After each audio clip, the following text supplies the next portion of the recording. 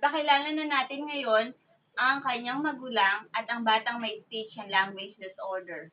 Naririto ang kanyang nanay na si Maricel Gamboa at ang kanyang anak na si Mary Rose Gamboa.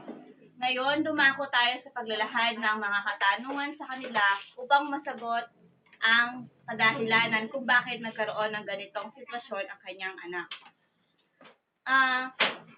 Bilang magulang po, saan po nag-umpisa tong pagkakaroon ng speech and language disorder ng inyong anak?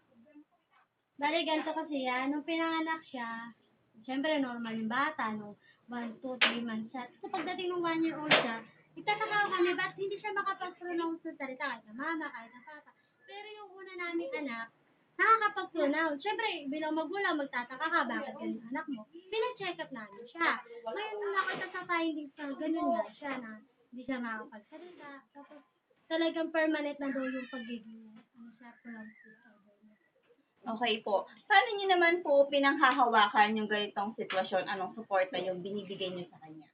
Siyempre, una, masakit. Sa totoo lang, masakit. Siyempre, yung panganin mo, normal, nakapag-aaral na maayos, nakakapag-pronounce ng mga salita na hindi dapat na masaya, gano'n. Siyempre, meron siyang alanganin na, siguro may tanong din sa sarili niya, bakit gano'n siya? Bakit hindi siya makakapag-pronounce? Samantalang yung ibang batang nakikita niya, okay yung mga salita, lalo na yung kapatid niya.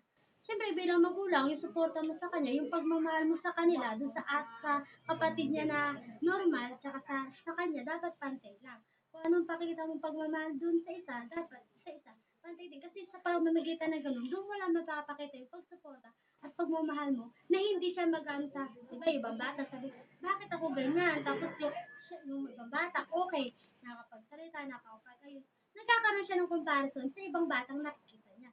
Kapag nakikita ng pagmamahal namin sa kanya, pagsuporta namin sa kanya, bali nasusuklian yun, nababawasan yung pag-aalangan niya sa sarili niya. Bakit ganyan siya? Okay po. Ngayon, dumako naman tayo upang magbigay ng katanungan sa batang may speech and language disorder. Una, ano yung pangalan mo? Okay. Sa pagsulat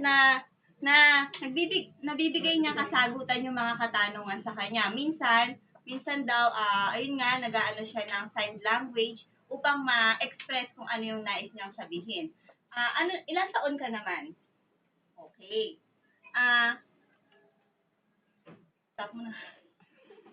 Ano yung stop dito, Jubel? Stop mo nga. Ay, pangit. Nga mo! Sino naman stop?